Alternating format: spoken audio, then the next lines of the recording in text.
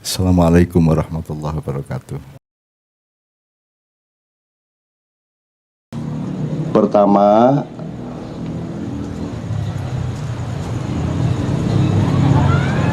hati-hati kalau berpikir ya.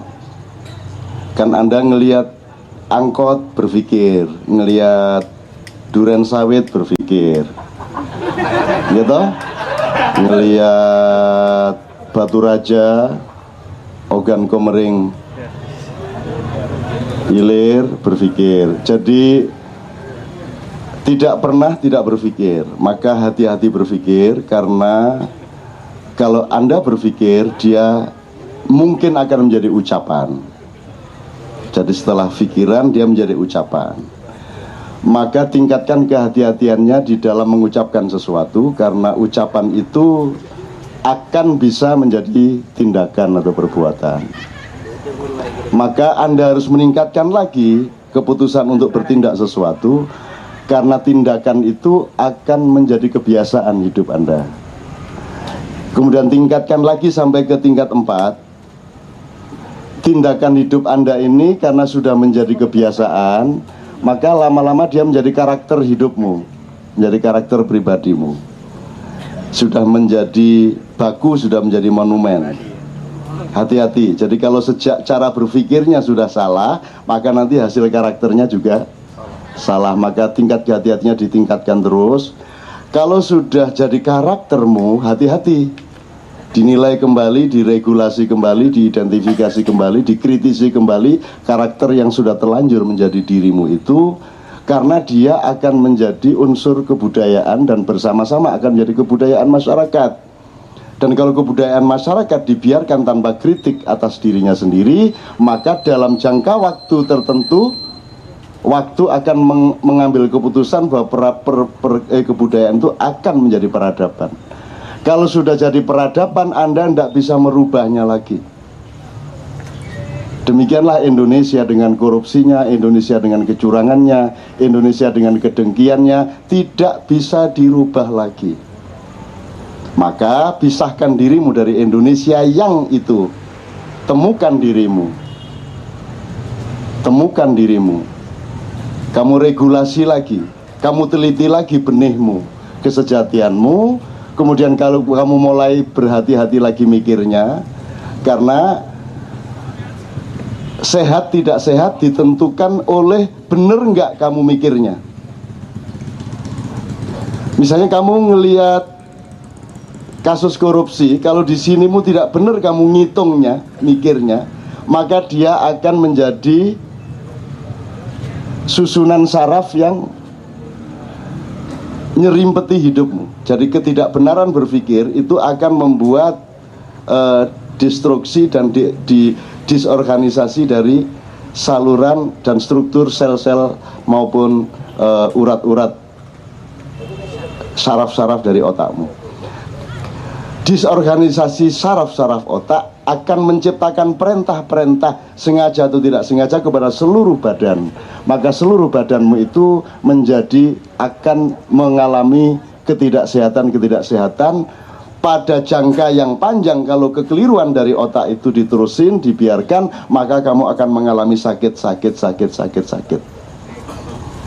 Anda lihat banyak gelandangan 40 tahun di jalan, tidak jelas makannya, tidak punya tempat tinggal, tidak berteduh waktu hujan, panas juga langsung mendera dia, tapi dia sehat. Banyak ya gelandangan seperti itu. Kenapa? Karena tidak ada urusan pikiran, beres pikirannya. Sementara Anda tiap hari dipecah, nonton TV pecah, ini, nonton mutilasi pecah. Sekarang mutilasi sedang dibunuh loh. Kalau tidak percaya, lihat TV. Ada kalimat pembunuhan mutilasi, jadi mutilasi sedang dibunuh. Tadi saya nonton TV One itu judulnya pembunuhan mutilasi, mutilasi mesak gitu di pateni. Jadi itu menyusun dua kata aja nggak bisa. Itu berarti ada destruksi serius di otaknya. Pasti dia tidak bisa memproduksi sesuatu yang konstruktif untuk kesehatan masyarakat yang menontonnya. Dan kalau Anda melihat itu tiap hari banyak sekali hal-hal yang memecah pikiran Anda, membuat pikiran Anda menjadi tidak tertata. Pernya hidup itu supaya tentram tadi, kalau mikirnya benar. Jadi beliau tadi dapat keputusan hijab itu, pikirannya benar dia, tapi dia belum paham. Tapi dia jelas menemukan ketentraman. Dan ketentraman itu lebih tinggi daripada job yang hilang. Tidak ada masalah. Dan itu tidak berarti jobnya akan hilang, jobnya akan bertambah. Orang salah sangka, disangka kalau mencari Tuhan tidak dapat duit. Kalau cari duit terus tidak dapat Tuhan, kan gitu. Salah sangka, dia bukan persaingan. Tuhan itu bukan saingannya uang. Tuhan itu yang punya uang. Kalau kamu cari Tuhan, kamu dapat lebih banyak uang, kan begitu ceritanya. Betul nggak? Itu cara berpikirnya. Nah, cara berpikir kita selama ini di Indonesia salah toh. Disangka Tuhan saingannya iblis, disangka Tuhan saingannya uang, disangka akhirat saingannya dunia. Saya tanya, akhirat bagian dari dunia atau dunia bagian dari akhirat? Itu juga belum tentu benar loh, nanti kalau tak kejar loh. Ada buku tadi saya diceritain oleh Ali, ada buku The Power of Now, kekuatan kekinian, kekuatan sekarang. Saya ditanya, Cak, gimana, setuju nggak sama kekuatan? Pokoknya yang penting itu sekarang. Yaitu kan untuk orang-orang Amerika yang linier, orang Barat yang berpikirnya lurus, yang tidak jazzy. Kalau orang jazz ditanya penting mana, masa silam apa masa sekarang apa masa depan? Gimana jawabnya kalau orang jazz? Gak tentu. Lu kok ada kategori begitu?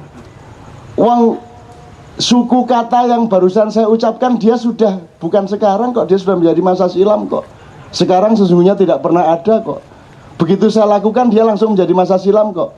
Tinggal satuannya menit, apa detik, apa sekon, apa lebih kecil dari itu, semua menjadi masa silam.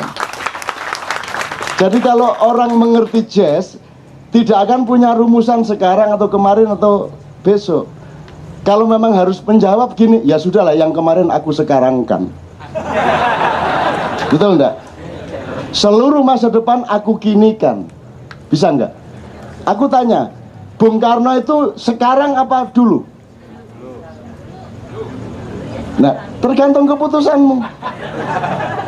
Sekarang kan Bung Karno. Aku tanya, Muhammad itu dulu atau sekarang?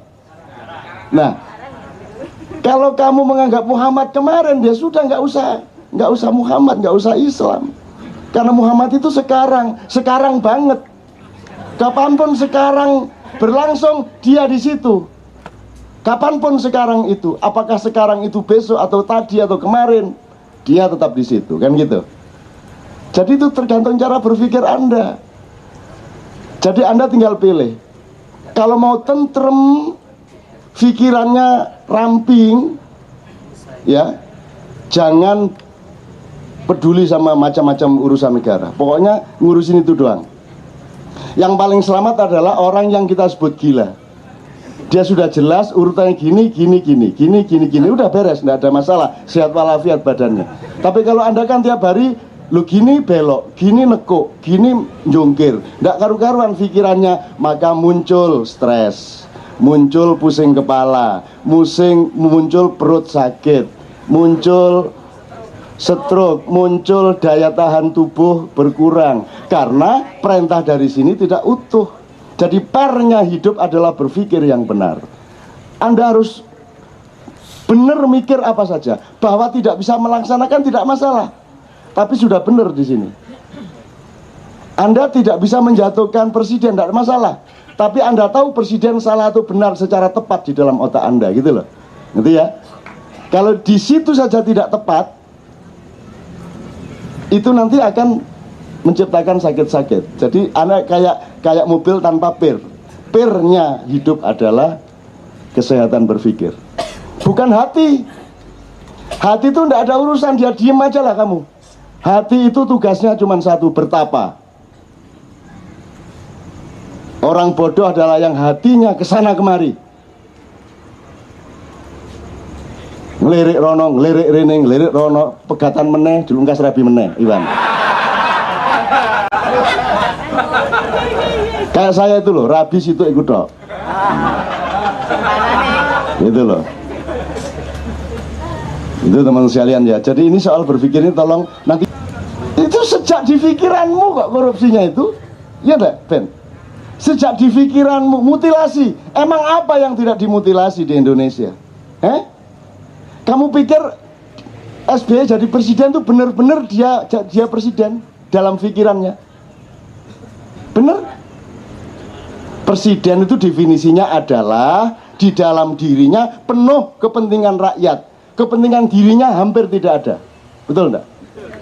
Itu definisi presiden. Di dalam dirinya penuh rakyat dan Allah dan Tuhan.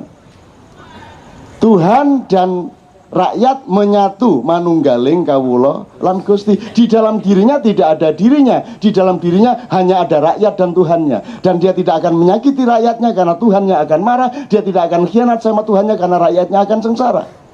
Aku tanya, siapakah yang ada di dalam diri presidenmu? Partainya.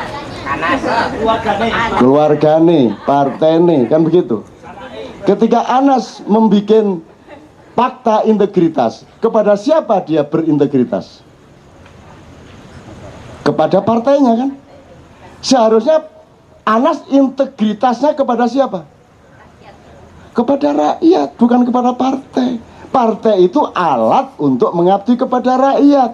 Kesetiaanmu bukan kesetiaan kepada partai. Begitu kamu jadi presiden, kamu tidak boleh punya fungsi apapun di partaimu. Ketua Dewan Pembina nggak boleh. Kamu konsentrasi jadi buruhnya rakyat. Nah ini saya bukan ngecam presiden, saya menunjukkan pikirannya nggak bener. Kan begitu. Kalau pikirannya nggak bener, produknya seperti itu kan tadi saya bilang. Hati-hati berpikir karena pikiranmu akan jadi ucapan.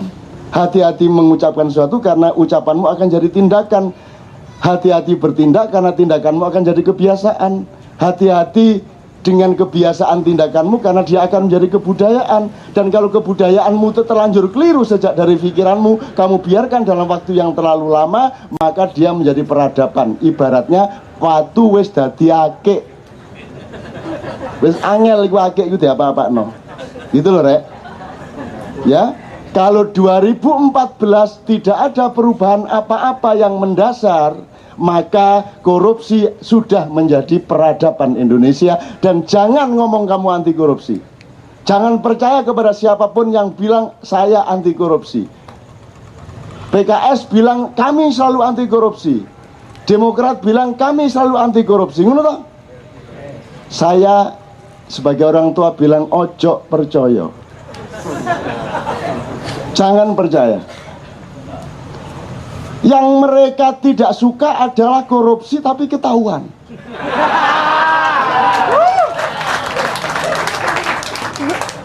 Dan mereka sedang membangun strategi bagaimana lebih canggih, lebih halus, lebih siluman agar supaya tidak mudah ketahuan.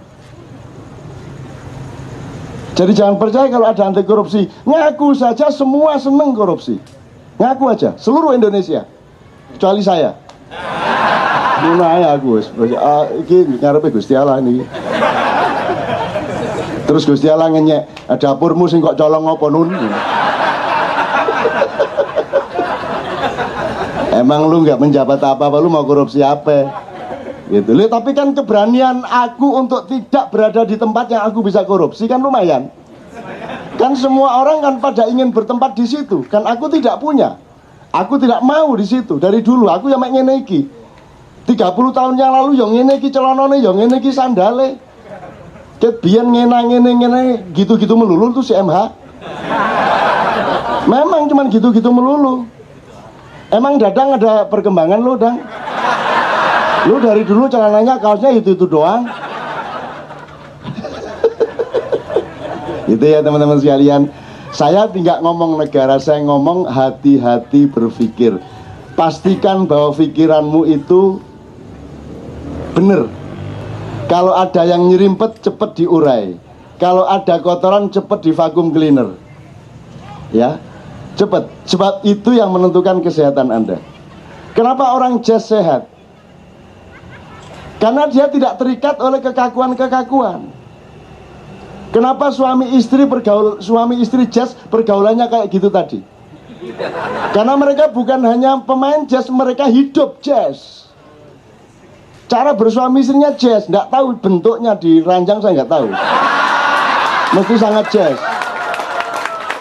Pencolotan mumbul-mumbul.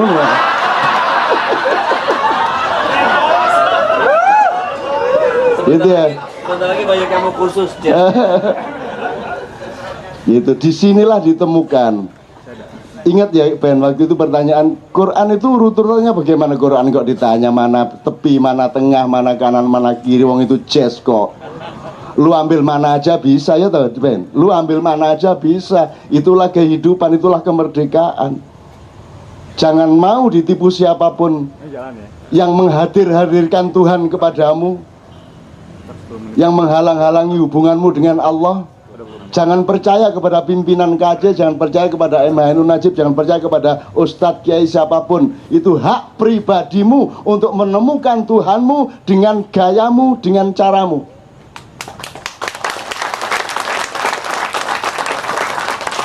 Ya tapi kan harus sholat, ya itu kan cuman bentuk cinta lah. Khusyuk itu, emang bagaimana yang disebut khusyuk itu? Sholat khusyuk itu apa harus ini?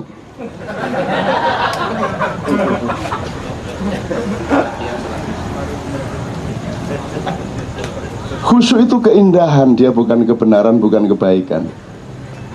Jadi kalau niat sholat itu kebaikan, kalau menjalankan sholat sesuai dengan aturan syariat itu kebenaran. Tapi kekhusyukan sholat itu keindahan, kan gitu, betul enggak? Sekarang kalau yang disebut tidak khusyuk itu kan tidak fokus. Artinya lu menghadap Allah tapi tidak benar-benar hatinya menghadap Allah. Itu kira-kira Allah sendiri bagaimana? Kira-kira Allah, Anda sholat tapi terus Anda tidak fokus sama Allah, itu kira-kira Tuhan tersinggung nggak? Menurut Allah kamu itu sholat apa enggak? Enggak kan? Jadi meskipun kamu menjalankan kebenaran dan kebaikan sholat, tapi kalau kamu tidak mencapai keindahan sholat, kamu belum sholat. Menurut Allah, betul enggak tadi kesimpulanmu? Kan kalau sholat itu asal begini udah beres, Allahu Akbar. Mbok kenemu mikir senturi gak masalah. Allahu Akbar, sami Allahu liman hamidah. Mau gini, mau gini, tidak apa-apa. Mau pakai aliran, ada macam-macam aliran Ben. Ada sholat begini, dari tahiyat begini sampai akhir. Ada yang asyhadu alla ilaha illallah baru begini. Kedua, yang ketiga, sejak awal begini, begitu ada Allah bergetar. Setiap ada kata Allah bergetar. Allahnya lewat diem. Allah datang lagi bergetar lagi. Ini aliran ketiga. Ada yang gini, ada Allah baru begini. Allah lewat turun lagi. Aliran keempat, ya 4. Aliran kelima, begini sejak awal dan bergetar terus. Ada Allah atau tidak? Ini aliran kelima. Aliran keenam, tidak begini dari awal sampai akhir tahiyat. Dan ini yang paling benar, karena dia tidak punya jari-jari.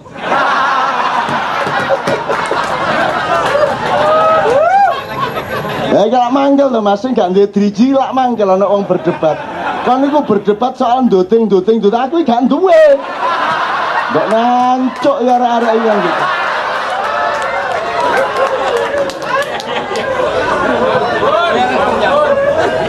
Hebatnya orang-orang yang punya jari-jari memperdebatkan bagaimana jari harus menuding dan bergerak. Tidak ada satupun yang memikirkan sahabatnya yang tidak punya jari-jari.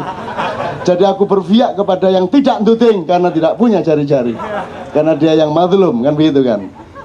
Nah, jadi terserah kamu mau pakai aliran yang mana. Wong itu bukan agama. Itu mazhab kok. Ada yang Allahu Akbar, ngene ya ono Mas, kadek ngene. Kalau yang gambarnya Paus Benedictus men Allahu Akbar tapi sing kiwa sing ndek ngarep. Sak karepmu. Ono sing ndek kene, ono sing ndek kene, ono sing ndek kene. Allahu Akbar. Sing dicekel gendalune ngene. Ayo monggo. Itu sub madhab kok. Terserah yang mana, asal kamu tahu nasnya, kamu tahu rujukannya, kamu tahu asal usul filsafat hukumnya dan data-data dari perintahnya, kan begitu. Terserah. Tapi pokoknya asal kamu lakukan dari takbiratul ihram sampai tahiyat sampai salam, itu berarti kamu sudah benar. Terserah pikiranmu kemana. Ngantuk pun tidak apa-apa. Yang penting badannya sudah disetel. Meskipun tertidur tapi tetap aja bisa gini, bisa kan, bisa itu. Pokoknya tidur tapi pokoknya sudah disetel, dihipnotis dirinya. Pokoknya Allahu Akbar. Nah gitu. Asal sudah begitu kamu sudah benar sholatnya. Dan karena kamu niat baik sholatnya, maka kamu sudah menjalankan kebaikan. Tapi kalau kamu belum khusyuk, kamu belum mencapai keindahan, ternyata sholatmu belum sholat menurut logika mengenai Allah tadi. Itu kan sama dengan saya salaman sama Iwan tapi saya tidak melihat wajah Iwan. Itu kan dia tersinggung. Betul nggak? Betul nggak? Tersinggung. Saya menyambut setiap orang yang salaman dengan saya dengan penuh perhatian dan kasih sayang. Gitu loh. Karena saya fokus ke dia, karena dia fokus ke saya. Kalau dia salaman ke saya sambil noleh-noleh ngene, nek pas hatiku gak enak ya langsung tak tutuk dies ngono. Ndasmu salaman gak nyawang aku taek ngono kan gitu. Jadi ternyata Ben, selama ini dalam peradaban dan kebudayaan dan manajemen Islam, keindahan itu masih dijadikan aksesori. Dia masih dijadikan dimensi sekunder, betul kan? Disangka keindahan tidak penting kan? Padahal ternyata keindahan merupakan syarat tercapainya kebenaran dan kebaikan. Menurut ini tadi, kalau Anda tidak mencapai keindahan sholat, maka kebenaran sholatmu bisa batal. Karena yang namanya khusyuk itu benar-benar ekspresi khusyuknya bisa beda-beda. Wong sekarang gini, kalau di Indonesia ada orang ngaji kan tidak boleh tepuk tangan. Paling bol Allah gitu toh. Coba kamu buka YouTube itu, kamu cari ngaji di Iran, di Mesir, di mana-mana itu, nganggo yel barang. Bismillahirrahmanirrahim. Iqra. Wah.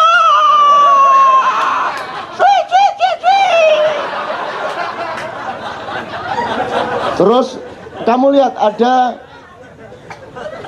qori namanya Hindawi, Syekh Hindawi. Itu kalau dia sudah kiroah, itu anak-anak muda begitu dia naik suaranya itu langsung berdiri. Ye ye ye ye ye ye ye ye ye ye. Itu kiroah. Loh, kamu lihat itu beratus-ratus anak muda kayak nonton sepak bola. Loh, kalau itu bentuk kehusukan, kenapa dia kagum sama Allah? Kok ya Allah bener, ya Allah top.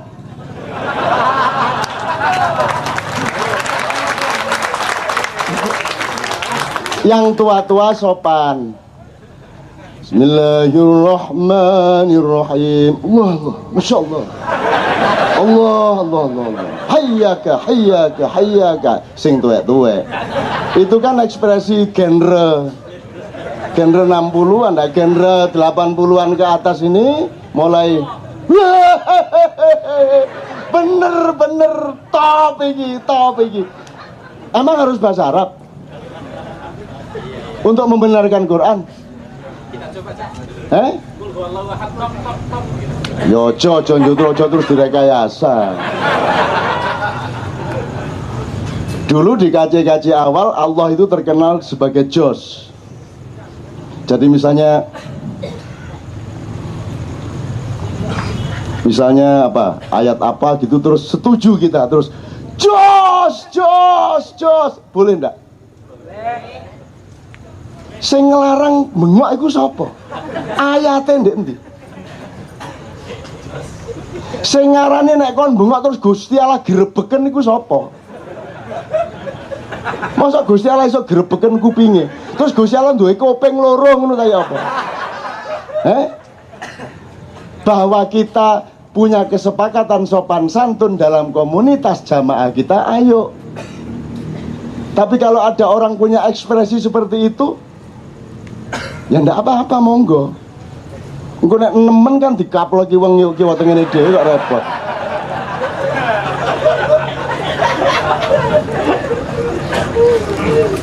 Saya dibesarkan oleh ibu saya yang sangat begitu ya.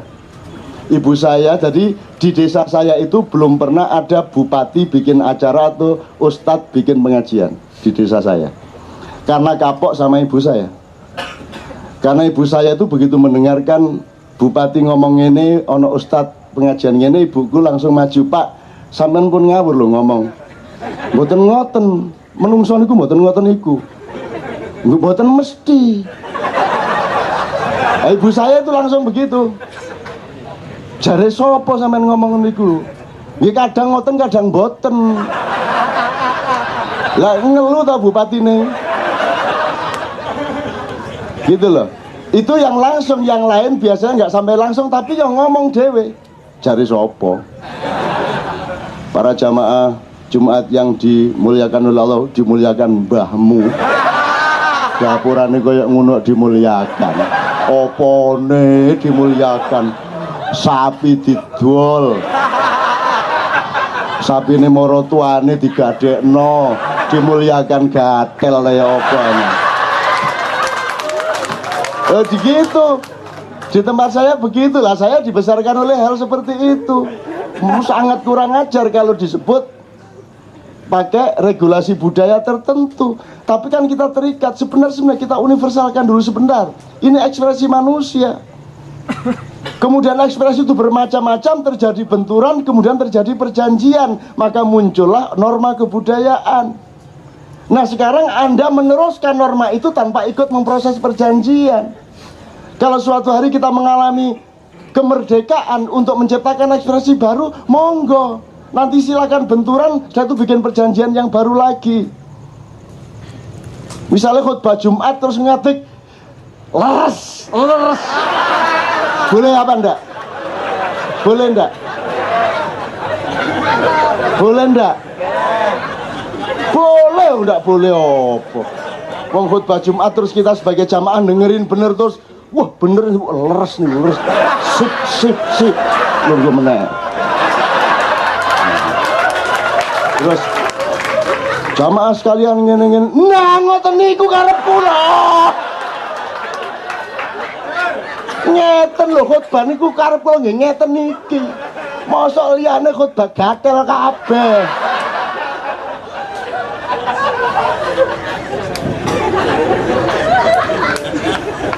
Ini bukan ajaran saya loh ya.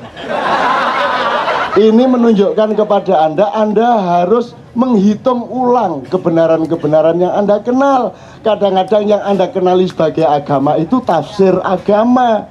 Norma yang ditafsirkan bukan agama. Agamanya itu ketela. Yang Anda kenal itu adalah geduk. Geduk bukan tela. Yang Anda kenal itu mebel, meja, kursi, bukan pohon. Kamu harus temukan pohonnya supaya kamu bisa paham bahwa pohon itu bisa menjadi kursi, bisa menjadi meja. Enggak, sekarang ustadz-ustadz datang memperkenalkan geduk sebagai ketela, memperkenalkan kursi sebagai pohon. Jadi Allah didegradasikan, Allah direduksi, Allah dimutilasi. Maka terjadilah pembunuhan terhadap mutilasi di TV One.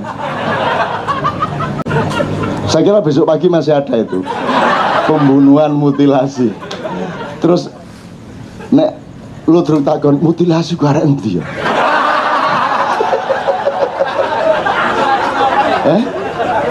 Kok dipateni iki ono apa mutilasi? Salah apa iki? Nyenengna aku ndelok dunya tambah goblok. Nyenengna ya Allah. Ya Allah, lindungilah aku dari kebodohan dunia dan tetap cerahkanlah pikiranku untuk mengetahui itu dan menerima itu sebagai sesuatu yang menyegarkan. Jangan sampai kebodohan dan apapun saja itu menghancurkan pikiranku, karena Engkau selalu berkata, ya Allah, afala ta'qilun, afala tatafakkarun. Engkau tidak pernah menantang kepadaku, afala tas'urun. Apakah engkau merasakan? Tidak pernah Allah mengatakan begitu. Tapi Allah selalu mengatakan, apakah engkau berpikir? Apakah engkau menggunakan akalmu? Kan begitu. Jadi tolong teman-teman sekalian, mulai sekarang betul-betul dimengerti fungsi ini, yang fungsi. Jadi ada bedanya otak sama pikiran sama akal. Nanti kapan-kapan dipelajari ya. Ono bedane. Bahasa Indonesia ini ngawur pol, wis. Tapi lebih ngawur bahasa Inggris. Bahasa Inggris itu mengajari kita untuk terbiasa tidak setia. Itu bahasa Inggris. Terus gak apa-apa lah. Misalnya huruf ngene iki apa? Bahasa Inggris? Why? Kayak ono E karo S, macane? Loh kok yes? Wong tadi kan bilangnya why. Why yes? Tadi bilangnya why. Kan huruf itu dasar bunyi. Katanya why ditambah E S kudune wes. Kalau kok yes? Ya napa karep sampean?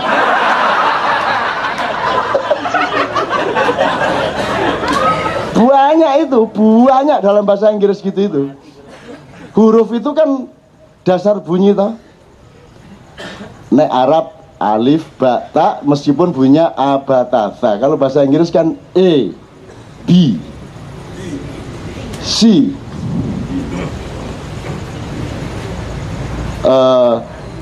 C itu ngene iki ya, C ya. Kayak ono A macane apa?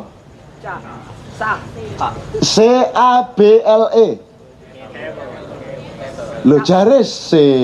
Sabel. Sabel. Kabel. Sabel. Loh, lah iya katanya C. Setelah ditambahi A kok tadi K. Lebih itu kayak gitu. Ya kalau gitu pakai K dong. Piye karepe? Jadi bahasa ini dipilih untuk menjadi bahasa internasional dalam rangka membiasakan umat manusia di dunia untuk tidak setia.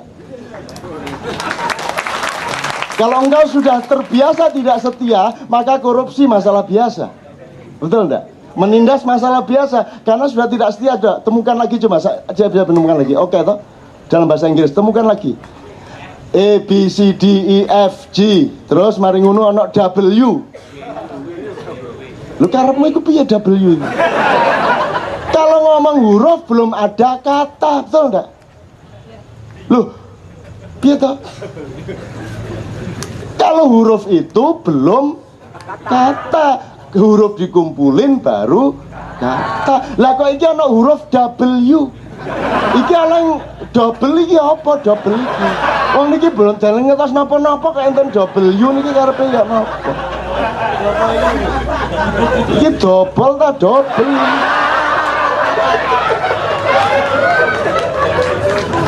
Ah gitu. Ini goda-goda aja. Saya goda-goda Anda semua supaya Anda tidak beku. Kalau pikiranmu beku, gampang sakit, gampang turun daya tahan tubuhmu. Tapi kalau engkau fresh seperti ini, sehat walafiat. Pakai hijab makin sehat, makin cantas suaranya, makin jesi, makin subur rahimnya, dan makin mumbul-mumbul nek ngomong.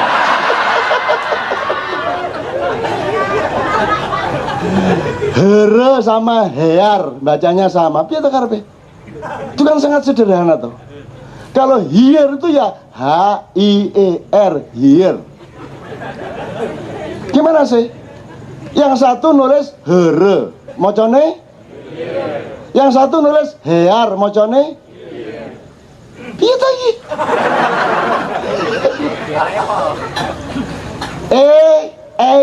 Macane? Lho nek ayo A karo I. Makanya kesetiaan tidak laku, konsistensi kepemerintahan tidak laku, good government tidak ada. Karena terbiasa tiap hari tidak setia kepada kata. Kalau bahasa Indonesia ini penuh subversi seperti itu. Sekarang ada dua kata dari bahasa Arab, siasah sama akal. Siasat itu dari kata asyasa, itu politik peperangan. Jadi itu strategi menyiasati gitu ya. Yang satu akal. Akal itu yang paling mulia dalam ajaran Islam. Yang paling mulia pada manusia. Manusia menjadi manusia karena dia punya akal dan menggunakan akal. Jadi yakil, bahasa Arab yakilun, itu bahasa Indonesia mengakali. Yakilun itu pekerjaan sebaik-baiknya. Melihat pohon diakali menjadi kursi, melihat tanah diakali menjadi batu bata, melihat kapas diakali menjadi kain, kan begitu. Mendapat istri diakali menjadi hamil, kan begitu kan. Ega, selamat Ega ya. Bentar lagi ya. Bentar lagi Ega ya. Oke, bentar lagi ada pengantin kenduri cinta. Tepuk tangan untuk Ega dan calon suaminya. Nah, kata mengakali dalam bahasa Indonesia sudah hancur lebur. Mengakali itu perbuatan yang paling buruk toh. Ngakali, padahal mengakali itu adalah perbuatan terbaik. Tidak mungkin Anda menjumpai sesuatu tanpa Anda akali. Anda tidak bisa menemukan minyak kalau tidak mengakali tambang. Anda tidak mendapatkan bahan-bahan apapun. Tidak akan terjadi peradaban dan kebudayaan dan teknologi kalau tidak pakai pekerjaan mengakali. Tapi sekarang kita taunya mengakali adalah mencurangi, ngapusi, apalagi memperdaya. Padahal akal itu sebaik-baiknya bahan bagi manusia untuk membangun kemanusiaannya. Oke, teman-teman sekalian, aslinya saya tadi itu pengen ngaji ke sini, nggak pengen ngomong. Aku iki, kalau Anda tidak bisa menikmati Al-Quran ya, kalau tidak bisa menghayati Al-Quran ya nikmatilah. Mbuh dinikmati uninit tok, mbuh hurufit tok, mbuh rupanit tok. Kalau Anda tidak bisa menikmati ya hormatilah.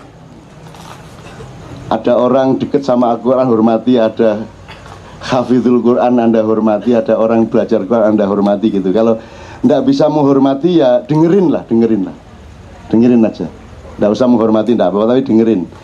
Kalau tidak bisa dengerin Al-Quran ya dengerin kata-kata Quran 1-2. Kalau tidak bisa dengerin kata-kata ya huruf dah. Asal Anda masih mau menghormati, mendengarkan alif itu sapi wis. Nutok. Jadi saya ingin baca Quran yang hanya huruf yang saya baca. Api toh kuwi. Tak coba ya. Mas Tatam, saya minta suaranya yang memperindah suara saya, karena suara saya harus ditutupi oleh teknologi supaya agak lebih indah, karena Allah mewajibkan kita untuk memperindah Al-Quran. Zayyinul Qur'ana bi aswatikum. Aswat itu dari mulut namanya suara, tapi dari pikiran namanya sound system. Kedua-duanya kita pakai. Saya minta agak hall dan agak echo sedikit. Tes. Aduh.